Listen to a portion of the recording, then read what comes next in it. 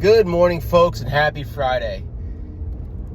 Episode 47. We are almost done. That means we got 5 of these things left.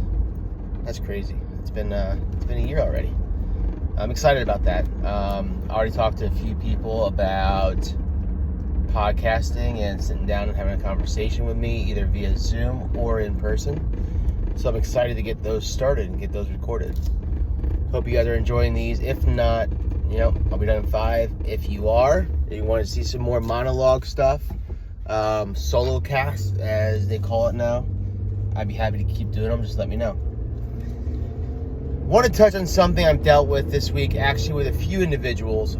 Super common this time of year. Change of seasons, change of environment, change of schedule with school, kids, work. Just a lot of change going on in that September time frame, August, September. People dealing with priorities and choices and overwhelm. And what we typically tend to do is just go right to the low-hanging fruit and say, that's the problem, that's what I need to change. We blame that. For athletes, this time of year, in the CrossFit space, say you made quarterfinals, but you didn't make semis, so your season ended a little earlier than like a professional athlete did. And so you've been working very, very hard now for the last 4 to 6 months on getting ready for the next season. This is where a lot of people hit some fatigue and burnout. You had summer, you traveled, you're all over the place, you're trying to squeeze in workouts, you went through a strength cycle, hopefully, and you're tired, a little beat up, and you don't know why you're doing it. And, life gets stressful this time of year for a lot of people, and you come in to your coach and you don't want to compete anymore. Well, do you really don't want to compete anymore? Or are you just burned out? You're just tired, stressed? The easy answer is to always go to that one thing that only affects you. Alright? It's one of those external conflicts that's like, oh, it must be that I'm focusing too hard on competing, so it would be easier if I just trained for fun. But if you sit there and really talk to yourself and ask yourself the questions on what you want to do, why you're working out, what you're training for, what you enjoy, and the answer is competition, then why are you considering dropping training like a competitor? Yeah, it's hard. Yes, there's going to be bad days, bad weeks. But if it's something you really love and something you really enjoy, why are you considering cutting it out? What's really the problem? The problem is you have too many stresses in your life? Okay. What are they? Is it home? Is it work?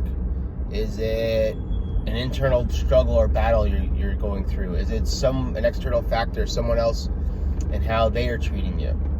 What's the real issue? Why are you really stressed out? Why are you really overwhelmed? What's going on? And you have to be honest. That's the problem. Most of us cannot be honest with ourselves because we don't want to deal with what the real issues or real problems are. What I have found works best is 1, silence, 5 minutes. I have a 5-minute rule. All right? If you sit outside in silence for 5 minutes, uninterrupted, it's going to feel like an hour the first time you do it. Your mind will find those things you enjoy or don't enjoy. Your mind will wander. And if you let it go, you're going to find out what your true joys are, where your true stresses are, and then you can address them. Number 2 is write things down. Doesn't have to be structured. I don't believe in journaling. Sorry, those people that have these journals that have cues. Like, what are 3 things you're happy for? What's 3 things you're sad for? What's 1 thing you're doing? Shut up. Like, structured writing doesn't get you anywhere because you're just doing what you have to do. You're not writing what you need to. Okay? Same thing with pre-programmed affirmations. Don't do them.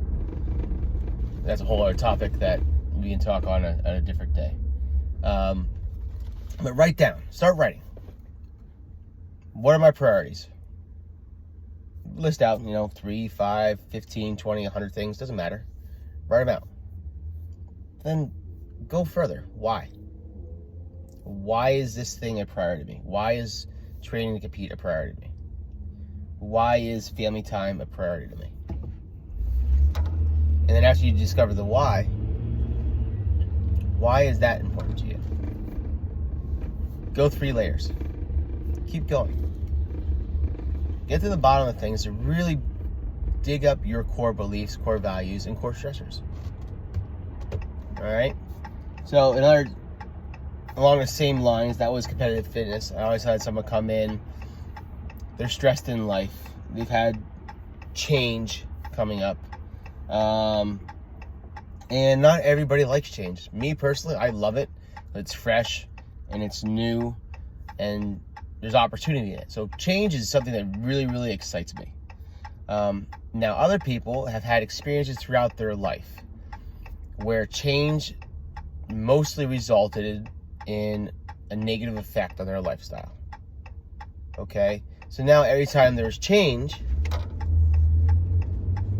they immediately clam up. The breath is trapped in the chest, they're hyperventilating, they're stressed out, they can't sleep because something changed. Because the real issue isn't that thing that changed, it's what they experienced previously in their life that changed and affected their lifestyle or their life and their emotions in a negative way. Something they haven't processed yet. So, you can go to a doctor or a psychiatrist and they, you don't like change. Okay. This is what you need to do to deal with change. Change isn't the issue. Change is not the problem.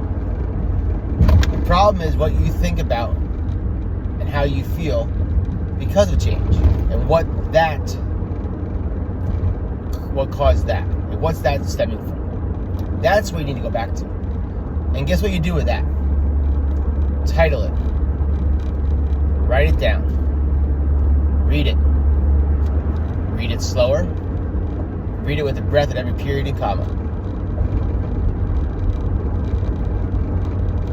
It's a method that works. It's something I do with a lot of my one-on-one clients. The more questions you ask, the further you get into the real whys. Alright, so it doesn't matter if you're trying to be a competitive athlete, or you're stressed because of change at work, or you're stressed because you turned 45 or 50 or whatever number you hit your midlife crisis at. What's the real issue? Get to the bottom of those things and your life will be less stressful.